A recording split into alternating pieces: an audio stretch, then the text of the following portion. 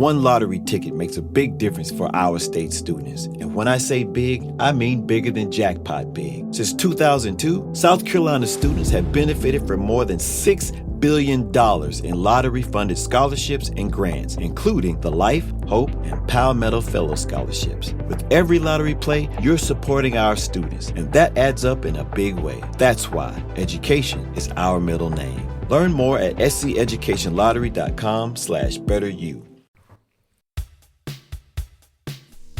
Bienvenidos a Sonidos de Psicología, el podcast del Colegio Oficial de la Psicología de Madrid. Un espacio para entender la psicología y el mundo que nos rodea.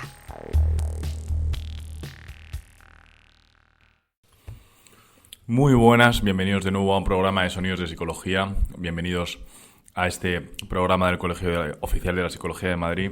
Y hoy, día 11 de marzo, queríamos volver un poco atrás en el tiempo y recordar que hoy se cumplen 20 años de los atentados del 11 de marzo.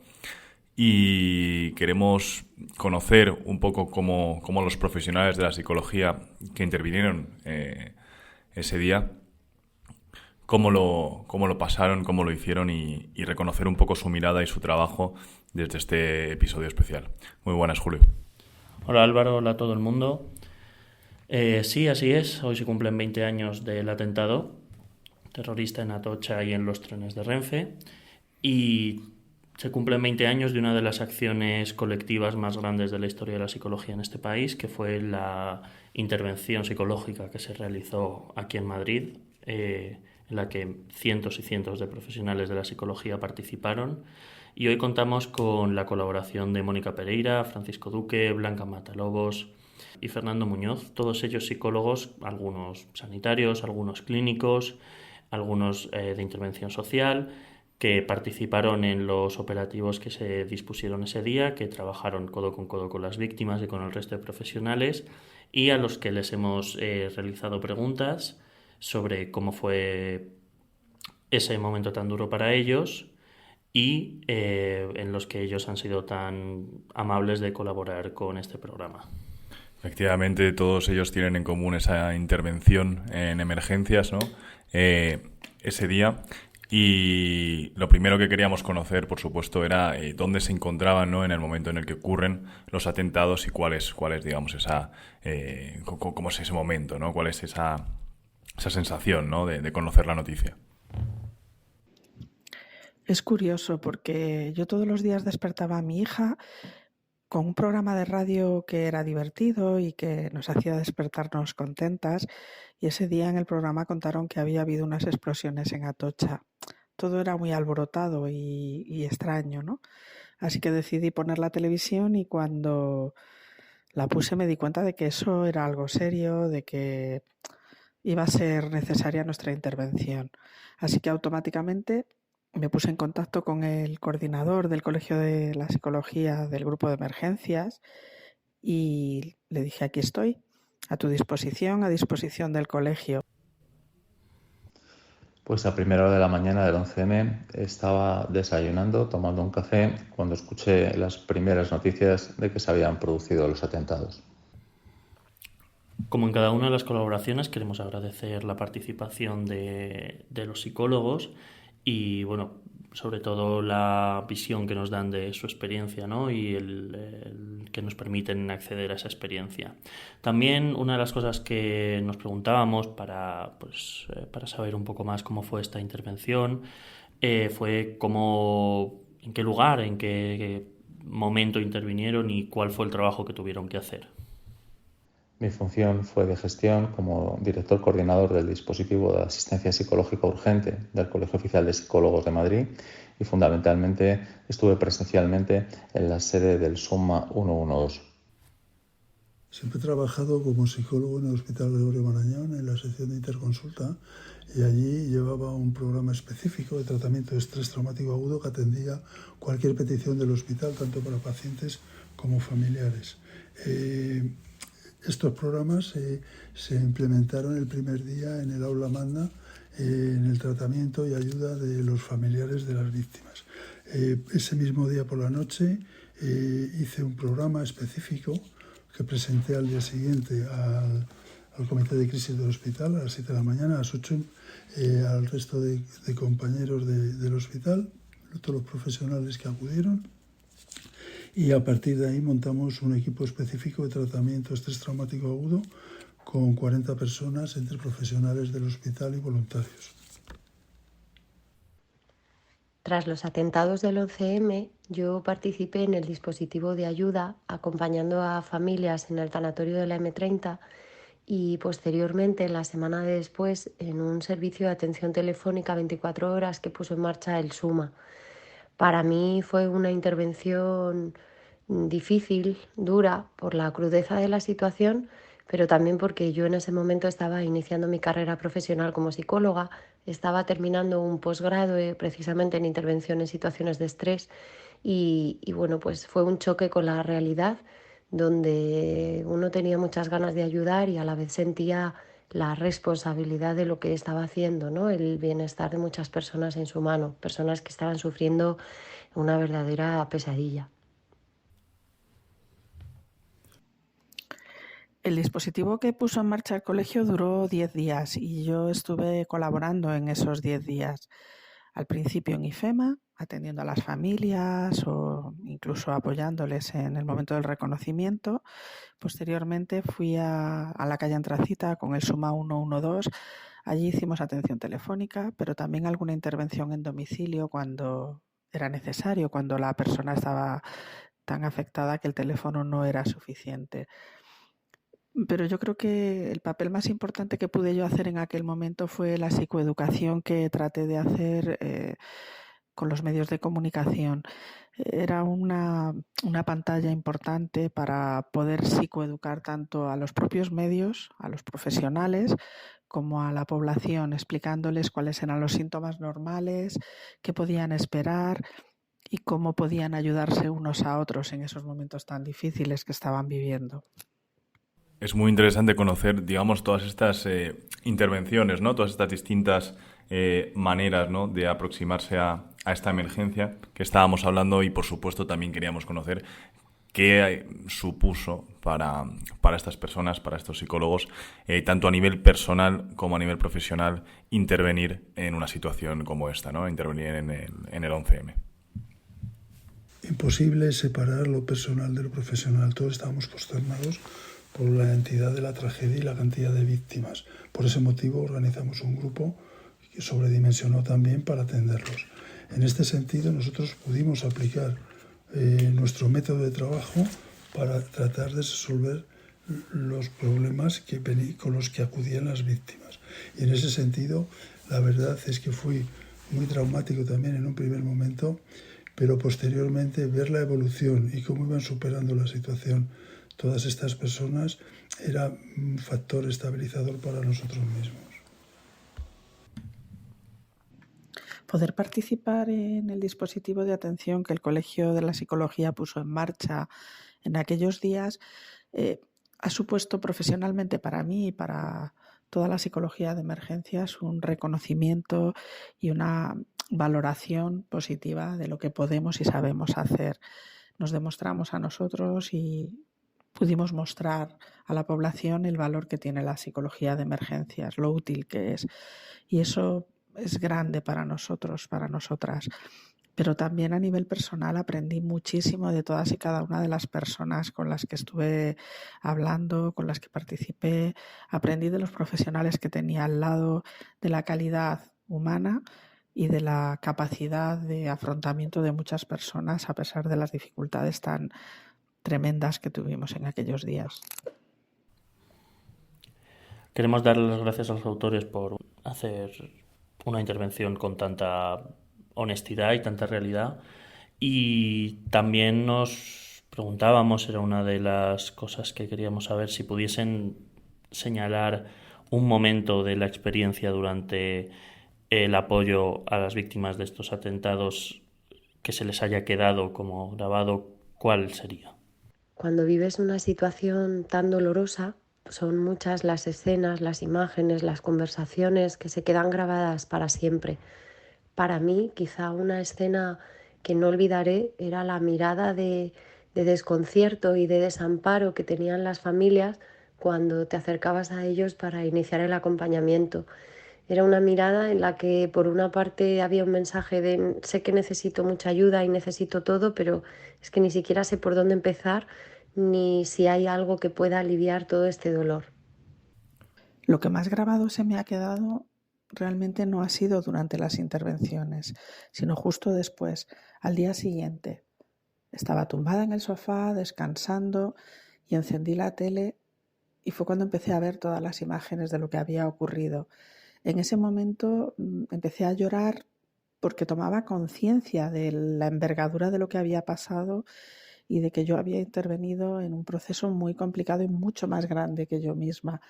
Pero me ayudó a cerrar, me ayudó a darle sentido a todo lo que había hecho y también a pensar en si yo estoy así, probablemente haya compañeros que también, y plantearme cómo podría ayudar a esos compañeros a gestionar todo lo que hemos vivido, todo lo que hemos visto y todo ese trabajo que se hizo durante esos 10 días. Eso se me ha quedado muy grabado. Todos los días recibíamos un listado de todos los pacientes y su evolución para distribuir las tareas. Entonces teníamos un paciente que había sido identificado por su madre y teníamos todos los datos de filiación de él, incluso su nacionalidad. Y 2 días después, familias que todavía no habían encontrado a sus familiares identificaron al mismo paciente, una señora concretamente, como que era su pareja, nos dio todos los datos que no coincidía ninguno, ni siquiera la nacionalidad. Acudimos a reanimación y cuando vimos a la señora que se había identificado como madre, estaba allí delante de él diciendo es mi hijo, me enseñó una fotografía, no se parecía en nada, y es mi hijo, necesito que sea mi hijo, se abrazó a nosotros y se desvaneció. Posteriormente supimos que su hijo había fallecido el mismo día del atentado, pero ella se negaba a ir a IFEMA a buscar cualquier identificación que pudiera ser su hijo. La verdad es que la situación era verdaderamente llamativa y traumática.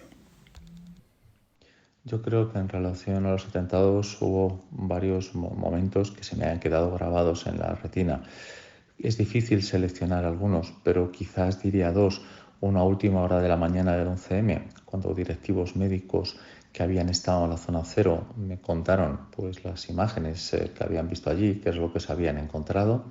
Y después, en las últimas horas de la tarde del 11M, que fue cuando vi por primera vez en televisión imágenes de las zonas ceros que se estaban retransmitiendo. Al final es impresionante, ¿no? Cómo todos estos momentos se quedan grabados tan a fuego en la memoria, ¿no? Esa memoria de la que hemos hablado muchas veces aquí en el podcast y también desde el podcast siempre hemos intentado reivindicar las distintas posiciones que hay, reivindicar a los pacientes de la psicología, reivindicar a las personas que les gusta la psicología y, por supuesto, reivindicar a los psicólogos. Y en una situación como esta, en la que ellos también se enfrentan a una emergencia, ¿no? También, digamos, es una situación traumática para los psicólogos, sobre todo para estos profesionales que estuvieron en primera línea en ese momento, ¿no? Y también queríamos preguntarles si ellos, después de esta intervención tan crítica, buscaron o necesitaron esta atención psicológica, ¿no? Para procesar todo lo que había ocurrido, ¿no? Y para poder hacer esa especie de ventilación después de este evento. No necesitamos ayuda psicológica. Digamos que de alguna manera nos estabilizamos en la propia tarea que realizábamos. Nosotros teníamos muchas sesiones conjuntas donde hablábamos de los pacientes y también de la resonancia que tenían todos nosotros. Entonces lo que sí organizamos fue grupos para el resto del hospital, personas que habían intervenido y no estaban tan familiarizados con lo que era la dinámica del trauma. Yo no necesité atención psicológica posterior a mi intervención, pero sí fui muy consciente de cómo esta experiencia calaba en mí y sí necesité de alguna manera un espacio en el que procesar todo lo que había presenciado, todo lo que había vivido, todo lo que estaba experimentando. Creo que es fundamental prestar soporte a los profesionales que realizan o que realizamos este tipo de intervenciones, porque de alguna manera estamos igualmente expuestos al trauma. Sostener las emociones de los demás te implica de una forma muy directa. En primer lugar, tener formación en esto, ¿no? No se trata de decir cualquier cosa y no se trata de actuar como superhéroes, sino de realmente saber qué es lo que estás haciendo, saber cómo estás recibiendo esas emociones, cómo estás ayudando a que la persona desde el primer momento empiece a construir la narrativa de lo que ha sucedido. Y en segundo lugar, es muy importante no perder nuestro contacto con el rol que estamos desempeñando, ¿no? Esa distancia emocional que nos permita seguir interviniendo, que nos permita acompañarles en el camino y no derrumbarnos y no incorporarnos a las víctimas. Queremos agradecer a los psicólogos pues el haber reconocido o el haber señalado la importancia que es que a veces los psicólogos también podemos necesitar un apoyo en el procesamiento de una información o de un momento, de una situación tan dolorosa y tan impactante como es apoyar a las víctimas de un atentado terrorista. Y por último, nos gustaría conocer la opinión de estos psicólogos. Han pasado 20 años desde ese 11 de marzo. ¿Cómo creen ellos, cómo creen que la psicología ha ayudado a las víctimas, a las familias de las víctimas y a toda la sociedad a reponerse de una tragedia como esta? Los atentados terroristas del 11M han supuesto un cambio muy importante en nuestra profesión. A partir de ahí ha habido un avance enorme sobre la investigación psicológica aplicada, tanto asociado a procesos de asistencia a víctimas directas, indirectas, como a profesionales e intervinientes que trabajan en ese tipo de situaciones. Ha habido un desarrollo enorme de protocolos y procedimientos, tanto de asistencia psicológica en situaciones de incidentes con múltiples víctimas, como de gestión de dispositivos de asistencia psicológica y desde luego también la integración de un número importante de psicólogos en las plantillas de los servicios de emergencia hospitalaria, extrahospitalaria y también en servicios de emergencia a nivel policial, bomberos, etc. En el 11M los psicólogos y las psicólogas dimos un paso al frente para ayudar a la población que más lo necesitaba en ese momento de una forma generosa y desinteresada, y creo que desde ese momento hemos seguido construyendo nuestra formación y nuestra estructura para poder brindar un apoyo todavía más eficaz. Desde ese momento proliferaron mucho las formaciones especializadas en intervención en crisis e intervención sobre el trauma, y creo que la sociedad también fue consciente del papel que podíamos jugar en el bienestar de las personas que se enfrentaban a situaciones tan dolorosas como esta. Validar y normalizar el necesitar ayuda y el derrumbarnos ante algo que nos supera, creo que fue clave para poder permitir a muchas personas que pidieran ayuda y la recibieran. Reivindicamos el agradecimiento a los participantes en este podcast y agradecemos su mirada y toda su narrativa, y con ello simplemente queríamos desde el Colegio Oficial de la Psicología de Madrid ofrecer este pequeño crisol, este pequeño puzzle de muchas miradas distintas de cómo se ayudó, ¿no? Cómo se puso todo en ese sentido desde el conocimiento que nos da la psicología para ayudar a todas esas personas que se encontraban en una situación impresionantemente crítica, ¿no? No nos olvidamos de esos atentados, aunque hayan pasado 20 años, y por supuesto no nos olvidamos del papel de la psicología en este tipo de emergencias. Hacemos también extensible ese agradecimiento a todos los psicólogos que colaboraron de cualquier tipo de forma en el apoyo a las víctimas y a las familias de las víctimas en esa época. Muchas gracias a todos por escucharnos, muchas gracias a todos por estar ahí, y nos vemos en el próximo programa de Sonidos de Psicología. Hasta luego, gracias. Esperamos que hayas disfrutado de nuestro podcast. Puedes acceder a todos los contenidos a través de iVoox, Spotify, Apple Podcast, Google Podcast, canal YouTube y en la web del Colegio Oficial de la Psicología de Madrid. Te esperamos en el próximo episodio de Sonidos de Psicología. The lottery is not about getting rich. It's about helping people, and it always has been. The lottery is what helped raise the Great Wall of China, build the roads of Rome, and today in South Carolina, it's what generates millions of dollars each year for scholarships like the SC Hope, Life, and Palmetto Fellows. The South Carolina Education Lottery is investing in you. Visit sceducationlottery.com/betteryou to learn more.